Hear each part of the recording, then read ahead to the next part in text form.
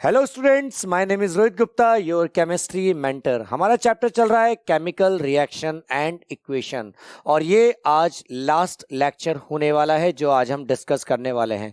इस last lecture में हम वो सब चीजें डिस्कस करेंगे जो इस चैप्टर में अभी तक हमारी बची हुई है। तो आइए सबसे पहले हम बात करते हैं रिएक्टिविटी सीरीज की कि क्या होती है रिएक्टिविटी सीरीज ऑफ मेटल्स। यहां पर देखिए कुछ एलिमेंट्स हैं जो आपके सामने आते चले जा रहे हैं। ठीक है, यहां पर potassium, sodium, calcium, magnesium, aluminium, zinc, Fe, lead यानी Pb, hydrogen, copper, mercury, silver और गोल्ड। ये एक प्रॉपर सीक्वेंस में आपके पास एलिमेंट यहां पर रिप्रेजेंटेड हैं। अगर मैं सबसे टॉप एलिमेंट की बात करूं जो कि पोटेशियम होता है, जो कि पूरी पीरियोडिक टेबल में सबसे ज्यादा हाईली रिएक्टिव एलिमेंट होता है, इसीलिए पोटेशियम को आप कहां रखते हो? आप केरोसिन की बोतल में आप प्लेस्ड करके रखते हो या स्टोर करके रखते हो। यहां पर जैसे जैसे आप रिएक्टिविटी सीरीज में नीचे की तरफ आओगे वैसे वैसे क्या होगा, रिएक्टिविटी आपकी डिक्रीज होती चली जाएगी। इसका मतलब टॉप एलिमेंट्स की अगर आप बात करें तो वो हाईली रिएक्टिव है। नीचे वाले जो एलिमेंट हैं वो क्या हैं आपके? हाइड्रोजन से नीचे वाले जो हैं वो लेस रिएक्टिव एलिमेंट्स प्रेजेंटेड हैं इस वाले आपकी जो चार्ट है इसमें। यहां पर अगर हम बात करें तो थोड़ी डिटेल में और बात करते हैं। जैसा कि यहां पर आपको दिख रहा है, ऊपर से नीचे आने पर रिएक्टिविटी आपकी क्या होती है? डिक्रीज होती है। टॉप मोस्ट जो एलिमेंट है वो मोस्ट रिएक्टिव है, और जो सबसे नीचे वाला एलिमेंट है वो क्या है? लीस्ट रिएक्टिव है। यहां पर इसको याद करने का तरीका भी होता है, और वो तरीका क्या होता है वो आप यहां पर ध्यान से देख सकते हैं ताकि एग्जामिनेशन में आप इस कॉन्सेप्ट को भूल ना पाएं और रिएक्टिविटी सीरीज अच्छी तरीके से आपको याद रहे। याद करने का तरीका है काशी नाथ का माली, आलू जरा फीके पकाता है,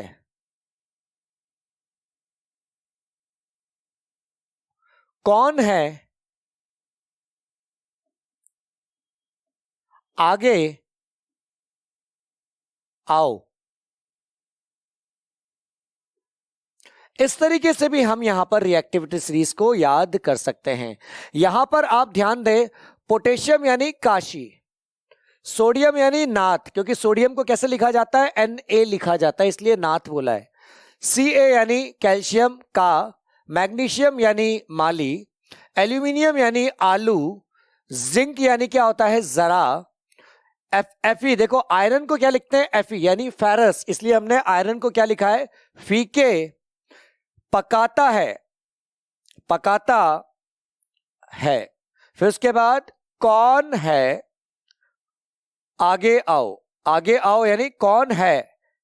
यहां पर कौन है में भी ये कौन है आगे आओ। इस तरीके से आप यहां पर रिएक्टिविटी सीरीज को आसानी से आप क्या कर सकते हो? रिमेंबर कर सकते हो। ध्यान रखना, जो टॉप मोस्ट एलिमेंट होते हैं यानी पोटेशियम, ये क्या होते हैं? हाईली रिएक्टिव एलिमेंट होते हैं। इनमें जैसे पोटेशियम हो गया, सोडियम हो गया, ये सब क्या होते हैं? हाईली रिएक्टिव एलिमेंट होते हैं। और जैसे जैसे आप पीरियोडिक टेबल में नीचे की तरफ जाते हैं वैसे वैसे इनकी रिएक्टिविटी क्या होती चली जाती है? वैसे वैसे इनकी रिएक्टिविटी डिक्रीज होती चली जाती है। आइए थोड़ी सी और बात करते हैं। यहां पर देखिए, the arrangement of metals in increasing or decreasing order of their reactivity is known as reactivity series। यानी कि अगर आप एलिमेंट को इंक्रीजिंग या डिक्रीजिंग ऑर्डर में, रिएक्टिविटी के इंक्रीजिंग या डिक्रीजिंग ऑर्डर में अरेंज करते हैं तो उस सीरीज को आप क्या कहते हो? उस सीरीज को आप रिएक्टिविटी सीरीज आप कहते हो। आइए अब जब हमने रिएक्टिविटी सीरीज को ध्यान से देख लिया, अब हम बहुत अच्छी तरीके से समझ सकते हैं कि डिस्प्लेसमेंट रिएक्शन क्या होती है।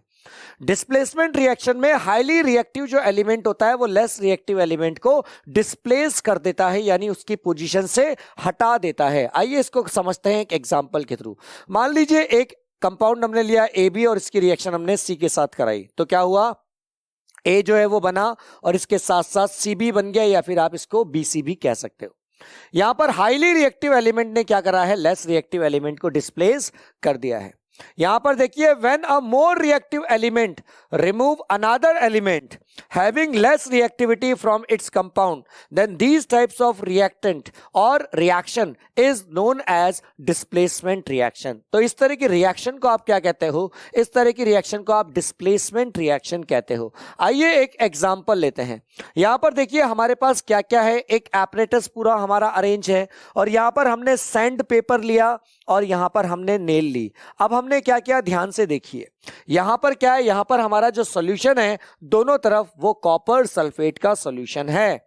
अब हमने क्या करा, यहां से नेल जो है इसको हमने क्या करा, डिप कर दिया किसके अंदर, कॉपर सल्फेट सॉल्यूशन के अंदर। आफ्टर 20 मिनट्स हमने क्या देखा, जो सॉल्यूशन है कॉपर सल्फेट का सॉल्यूशन जो कि पहले ब्लू कलर का हुआ करता था, वो कन्वर्ट होके किस में कन्वर्ट हो गया, ग्रीन कलर के सॉल्यूशन में कन्वर्ट हो गया। इसके साथ साथ जो आयरन थी उसके ऊपर भी क्या होगी, रस्टिंग क्रिएट होगी, ब्राउन कलर का सब्सटेंस यहां पर फॉर्म हो गया। ठीक है, अब यानी कि ये जो कंपाउंड है, ये जो सॉल्यूशन है, ये क्या बन चुका है, ये आपका फेरस सल्फेट सॉल्यूशन बन चुका है।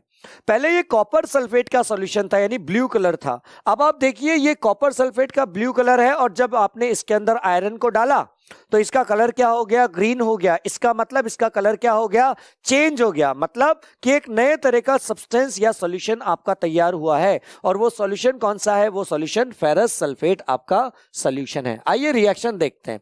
जब कॉपर सल्फेट की रिएक्शन आपने Fe के साथ कराई, यानी कि आयरन के साथ कराई, तो क्योंकि आयरन हाईली रिएक्टिव होता है तो ये कॉपर को क्या करेगा, डिस्प्लेस कर देगा, और एक नए तरह के सब्सटेंस को प्रिपेयर कर लेगा, या नए तरह के सॉल्यूशन को प्रिपेयर कर लेगा।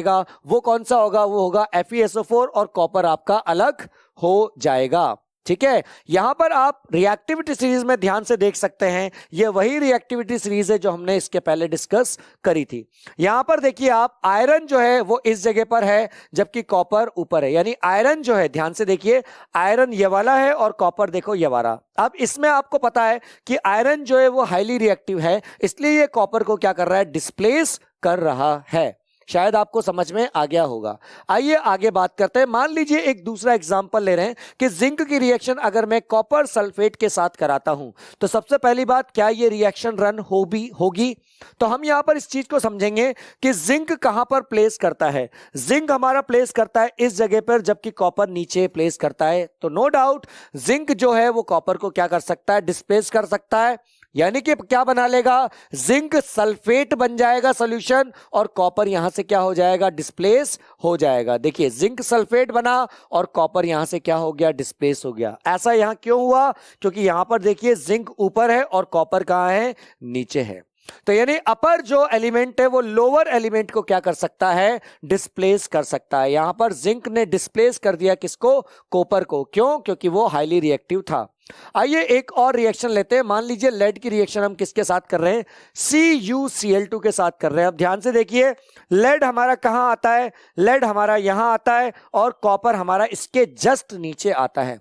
यानी अभी भी जो लेड है वो हाईली रिएक्टिव है, यानी कि ये क्या कर सकता है, आसानी से इसको डिस्प्लेस कर सकता है। क्या बना सकता है, PbCl2 बना सकता है, और कॉपर आपका यहां पर क्या हो जाएगा, डिस्प्लेस हो जाएगा। इन सभी रिएक्शंस में हमने क्या देखा, इन सभी रिएक्शन में देखा कि जो हाईली रिएक्टिव एलिमेंट होता है वो लेस रिएक्टिव एलिमेंट को डिस्प्लेस कर देता है। ठीक है, यहां पर इसमें एक्टिविटी सीरीज में बता रखा है, लेड ने डिस्प्लेस कर दिया किसको, कॉपर को। आइए बात करते हैं डबल डिस्प्लेसमेंट रिएक्शन की। मान लीजिए दो कंपाउंड आपके पास है और दोनों ही कंपाउंड आयंस की फॉर्म में प्रेजेंटेड हैं, तो पॉजिटिव आयन नेगेटिव के साथ कनेक्टेड हो जाता है और नेगेटिव आयन पॉजिटिव के साथ कनेक्टेड हो जाता है। और क्योंकि यहां पर दोनों एक दूसरे से क्या कर रहे हैं, इंटरचेंज हो रहे हैं, इसीलिए इसको डबल डिस्प्लेसमेंट रिएक्शन कहा जाता है। मान लीजिए A पॉजिटिव B नेगेटिव है, इसकी रिएक्शन अगर हमने C पॉजिटिव D नेगेटिव के साथ करा तो क्या हो गया, A पॉजिटिव D नेगेटिव के साथ कनेक्टेड हो जाएगा, यानी A पॉजिटिव D नेगेटिव बना लेगा। और सिमिलरली B नेगेटिव जो C पॉजिटिव है वो B नेगेटिव के साथ कनेक्टेड हो जाएगा और क्या बना लेगा, C पॉजिटिव B नेगेटिव बना लेगा। मतलब कि अगर मैं डबल डिस्प्लेसमेंट रिएक्शन की बात करता हूं तो डबल डिस्प्लेसमेंट रिएक्शन में क्या होता है, मैक्सिमम टाइम प्रेसिपिटेट आपका फॉर्म होता है। The reaction where a precipitate is formed by exchange of ion between the reactant are example of double displacement reaction. यानी कि प्रेसिपिटेशन जो रिएक्शन होती है वो डबल डिस्प्लेसमेंट रिएक्शन का ही क्या होती है, एग्जाम्पल होती है। यहां पर प्रेसिपिटेट इस तरीके से बनता है और ये प्रेसिपिटेट क्या होता है, इनसॉल्यूबल होता है। During double displacement reaction an insoluble substance is form, और इस इनसॉल्यूबल सब्सटेंस को क्या कहा जाता है, इसी इनसॉल्यूबल सब्सटेंस को प्रेसिपिटेट कहा जाता है। ठीक है, any reaction that produce a precipitate can be called a precipitation reaction. अगर किसी भी केमिकल रिएक्शन के दौरान अगर प्रेसिपिटेट फॉर्म होता है तो उस रिएक्शन को आप प्रेसिपिटेट रिएक्शन या प्रेसिपिटेशन रिएक्शन कहते हो। Now reaction between barium chloride and sodium sulphate. मान लीजिए आपने दो सॉल्यूशन लिए, एक में आपने क्या लिया, यहां पर देखिए test tube containing solution of sodium sulphate. यहां पर सोडियम सल्फेट यानी Na2SO4 है। सोडियम सल्फेट का क्या फॉर्मूला होता है, सोडियम सल्फेट का फॉर्मूला होता है Na2SO4, that is called sodium sulphate. ठीक है, और नेक्स्ट क्या है, बैरियम क्लोराइड। खैर इसके बारे में बाद में बात करेंगे। अब मैंने सोडियम सल्फेट को इसके अंदर मिला दिया, किसके अंदर, बैरियम क्लोराइड। यहां पर जो बैरियम क्लोराइड है उसको फॉर्मूला होता है BaCl2, ये आपका बैरियम क्लोराइड होता है। जब हमने सोडियम सल्फेट को बैरियम क्लोराइड में मिलाया तो यहां पर एक व्हाइट कलर का प्रेसिपिटेट आपका फॉर्म हो गया, व्हाइट PPT यहां पर क्या हो रहा है, फॉर्म हो रहा है। ठीक है, इसका मतलब इनसॉल्यूबल सब्सटेंस यहां पर क्या हो रहा है, फॉर्म हो रहा है। ध्यान से देखिए, Na2SO4 की रिएक्शन आपने किसके साथ कराई, BaCl2 के साथ कराई। Ba के ऊपर प्लस होता है, Cl के ऊपर माइनस होता है, तो अब क्या होगा, यहां पर NaCl बन जाएगा और BaSO4 बन जाएगा। तो ध्यान से देखिए, BaSO4 आपका बन चुका है जो कि व्हाइट कलर का प्रेसिपिटेट होता है, और इसके साथ साथ आपको क्या मिला है, NaCl मिला है, वो भी कितने, 2 मोल्स ऑफ NaCl आपको यहां पर मिला है। रिएक्शन को आप आसानी से बैलेंस कर सकते हो।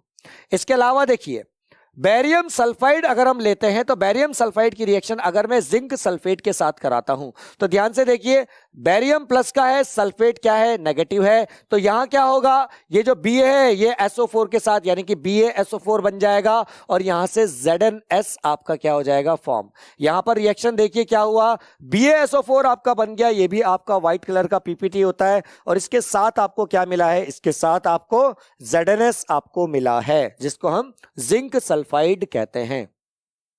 अगेन रिएक्शन देख लीजिए, कॉपर क्लोराइड है, इसकी रिएक्शन आपको किससे करानी है, इसकी रिएक्शन आपने Ki के साथ कराई। Ki में भी K के ऊपर पॉजिटिव होता है और I के ऊपर क्या होता है, नेगेटिव होता है।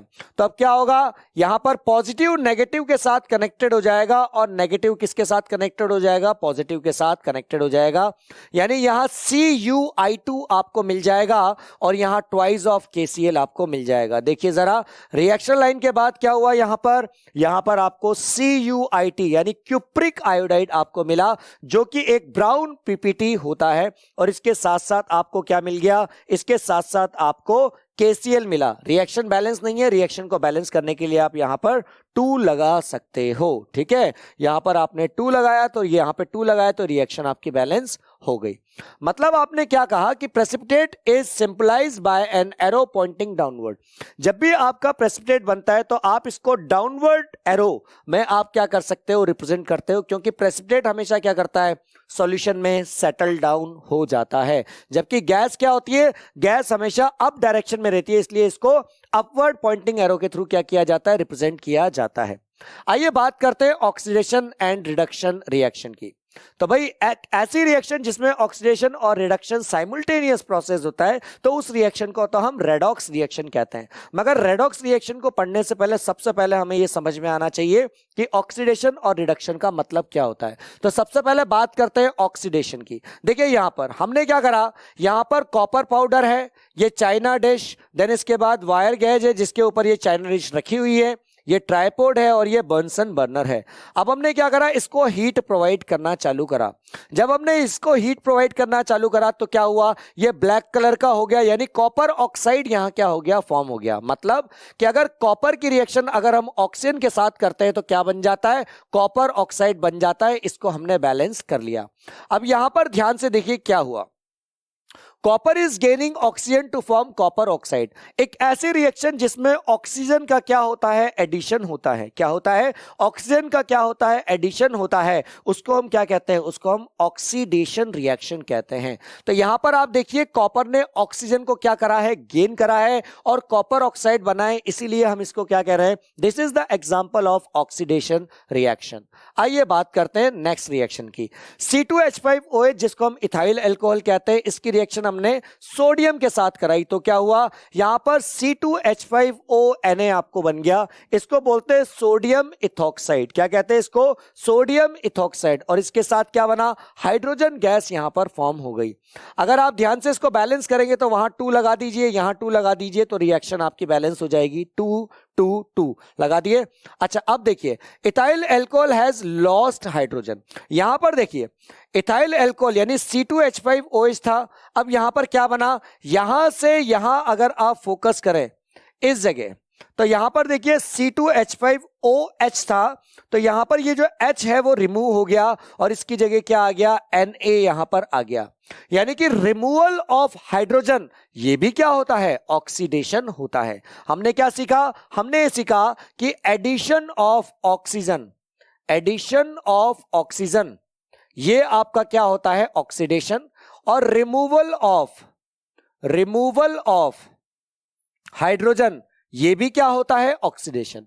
इसके अलावा अगर ऑक्सीडेशन स्टेट अगर आपकी इंक्रीज हो रही है तो भी क्या है, वो ऑक्सीडेशन है, तो भी क्या है, वो ऑक्सीडेशन है। क्या मेरी बात समझ में आ रहा है। और अगर मान लीजिए रिमूवल ऑफ इलेक्ट्रॉन हो रहा है, रिमूवल ऑफ इलेक्ट्रॉन हो रहा है, तो भी ये क्या है, तो भी ये ऑक्सीडेशन है। यानी इन 4 चीजों से आप बता सकते हो कि आपकी कोई भी रिएक्शन ऑक्सीडेशन है या नहीं।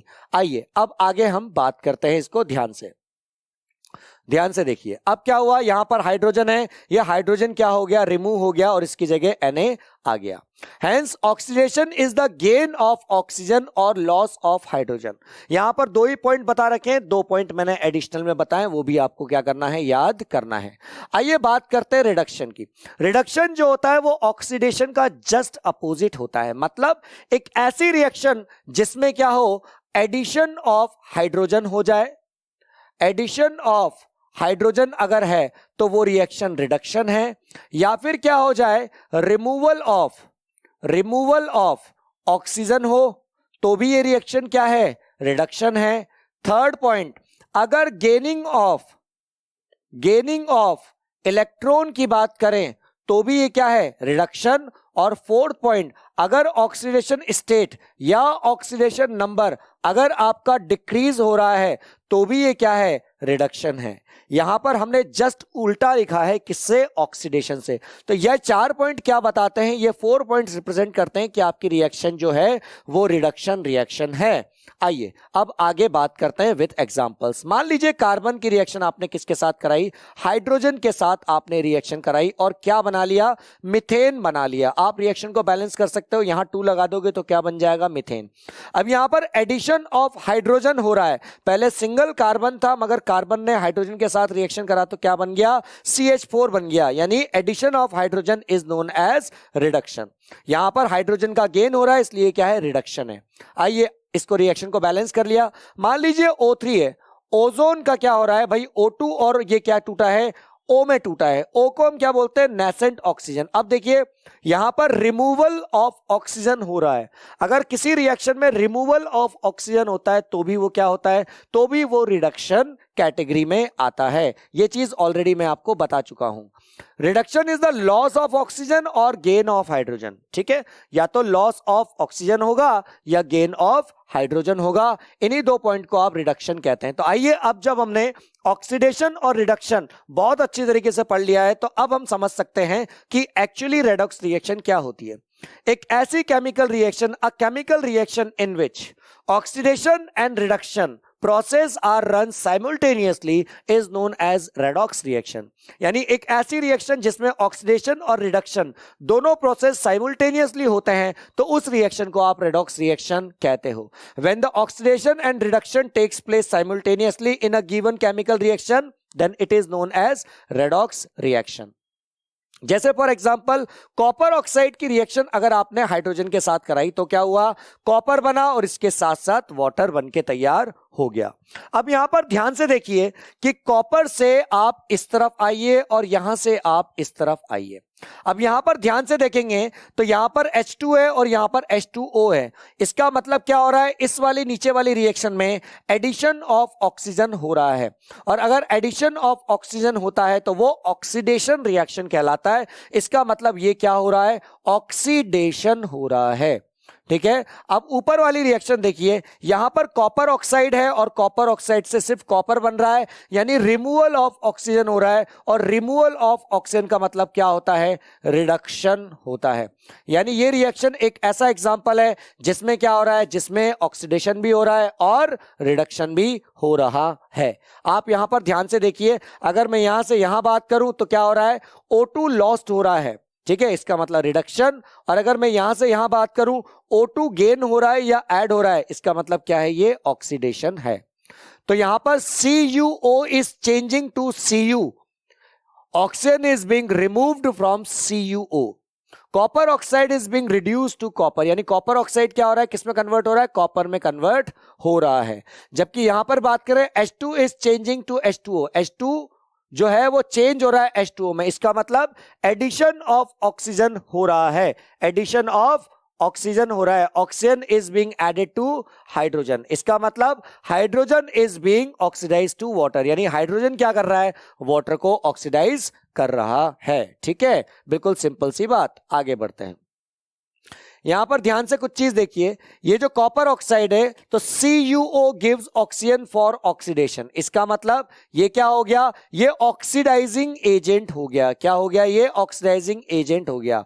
यानी ऑक्सीडाइजिंग एजेंट होता क्या है, the substance which gives oxygen for oxidation is called an oxidizing agent, यानी वो एक सब्सटेंस जो ऑक्सीजन को प्रोवाइड करने का काम करता है उसको हम ऑक्सीडाइजिंग एजेंट कहते हैं। जबकि अगर मैं हाइड्रोजन की बात करूं तो हाइड्रोजन क्या कर रहा है, H2 removes oxygen, H2 oxygen को रिमूव करने का काम कर रहा है, इसका मतलब ये रिड्यूसिंग एजेंट है, यानी वो सब्सटेंस जो रिड्यूस करने का काम करता है, the substance which removes oxygen is called as reducing agent. तो कई बार क्वेश्चन पूछा जाता है कि आपको एक पर्टिकुलर रिएक्शन दी जाती है और उस रिएक्शन में आपको पूछा जाता है कि इनमें ऑक्सीडाइजिंग एजेंट कौन सा होगा, रिड्यूसिंग एजेंट कौन सा होगा, तो होप सो अब आपको कभी प्रॉब्लम नहीं आएगी। ठीक है, आगे बढ़ते हैं।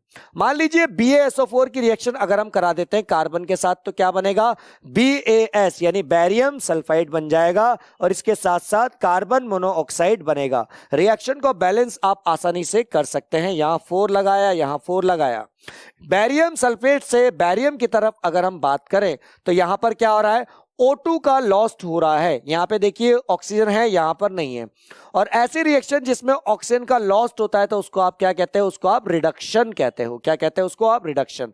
जबकि कार्बन से अगर आप कार्बन मोनोऑक्साइड की तरफ जाएंगे तो कार्बन में ऑक्सीजन क्या हो रहा है, कार्बन में ऑक्सीजन ऐड हो रहा है, इसलिए इसको हम क्या कहेंगे, इसको हम ऑक्सीडेशन कहेंगे। क्या कहेंगे, इसको हम ऑक्सीडेशन कहेंगे। यहां पर एक चीज है कि BaSO4 जो है वो आपका ऑक्सीडाइजिंग एजेंट की तरह काम करेगा, जबकि कार्बन जो है वो आपका रिड्यूसिंग एजेंट की तरह काम करेगा। आइए अगेन एग्जांपल लेते हैं। मान लीजिए ZnO की रिएक्शन हमने कराई कार्बन के साथ, क्या हुआ, Zn बना प्लस इसके अलावा CO बना। अब यहां पर देखिए ZnO से Zn जा रहा है, यानी रिमूवल ऑफ ऑक्सीजन हो रहा है। अगर रिमूवल ऑफ ऑक्सीजन हो रहा है इसका मतलब ये रिडक्शन है। क्या है ये, रिडक्शन। और कार्बन से कार्बन मोनोऑक्साइड की तरफ एडिशन ऑफ ऑक्सीजन है, इसका मतलब ये ऑक्सीडेशन है। यहां पर अब ये क्या कहलाएगा, ये ऑक्सीडाइजिंग एजेंट कहलाएगा, जबकि कार्बन क्या कहलाएगा, रिड्यूसिंग एजेंट कहलाएगा। क्लियर बेटा, जिसका भी रिडक्शन होता है वो हमेशा ऑक्सीडाइजिंग एजेंट कहलाता है, ये बात आप याद रखना। अपोजिट इससे जिसका ऑक्सीडेशन होता है वो हमेशा रिड्यूसिंग एजेंट कहलाता है। ठीक है, आगे आइए बात करते हैं। जैसे MnO2 है, इसकी रिएक्शन हमने HCl के साथ करी, क्या बनाया, MnCl2 बना लिया और इसके साथ साथ H2O बन गया।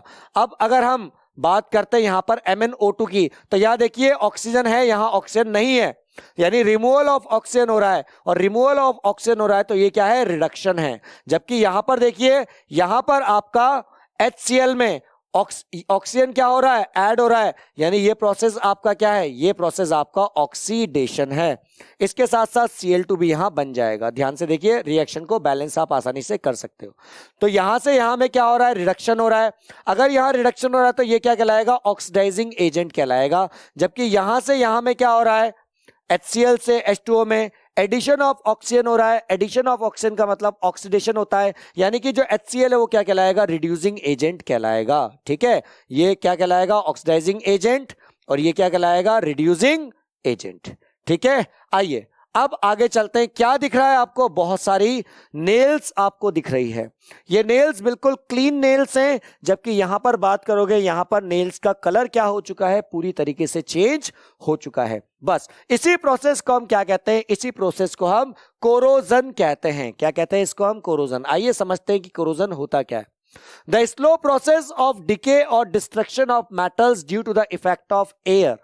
एयर के साथ साथ मॉइस्चर और acid on it's known as corrosion. यानी कि मेटल के ऊपर किस किस का इफेक्ट पड़ रहा है, यहां पर इफेक्ट पड़ रहा है एयर का, इसके अलावा इफेक्ट पड़ रहा है मॉइस्चर का, और इसके अलावा इफेक्ट क्या किसका पड़ रहा है, एसिड का इफेक्ट पड़ रहा है। तो इस प्रोसेस को आप क्या कहते हो, कोरोजन कहते हो। यहां पर ध्यान से देखिए, due to the effect of moisture a layer of reddish brown colour is deposited over surface of iron, और इसी को हम क्या कहते हैं, रस्ट कहते हैं। जो ब्राउन कलर का जो एक लेयर बन जाता है उसको हम रस्ट कहते हैं, और इस रस्ट का जो फॉर्मूला होता है वो होता है Fe2O3.H2O, यानी कि ये इसका रस्ट का क्या होता है, केमिकल फॉर्मूला होता है। आइए आगे बात करते हैं। Copper object get coated with a green substance called copper carbonate with the passage of time। समय के साथ साथ कॉपर के ऊपर क्या होता है, कॉपर के ऊपर ग्रीन कलर का सब्सटेंस जो होता है जो कि कॉपर कार्बोनेट होता है, with the passage of time, समय के साथ साथ कॉपर के ऊपर एक ग्रीन कलर का सब्सटेंस आना चालू हो जाता है, और वो ग्रीन कलर का सब्सटेंस कहलाता है कॉपर कार्बोनेट। जैसे ये कॉपर है, अब क्या हुआ, समय के साथ साथ क्या हुआ, इसने मॉइस्चर और कार्बन डाइऑक्साइड के साथ रिएक्ट किया।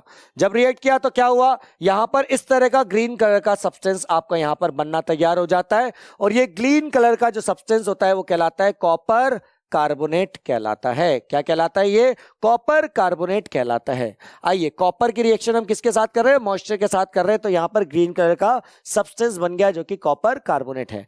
सिल्वर ऑब्जेक्ट बिकम ब्लैकेंड, और सिल्वर ऑब्जेक्ट जो होता है धीरे धीरे कलर के समय के साथ साथ क्या होते हैं, ब्लैक होते चले जाते हैं, and lose their shining with the passage of time, और समय के साथ साथ क्या हो जाते हैं, अपनी शाइनिंग को खोते चले जाते हैं। आइए देखते हैं कैसे। ये सिल्वर है जो कि बिल्कुल व्हाइटिश कलर का है, चमकदार है। समय के साथ साथ क्या होगा, H2S गैस अगर आप इसमें पास कर दो तो इसका कलर जो है इस तरह का हो जाता है।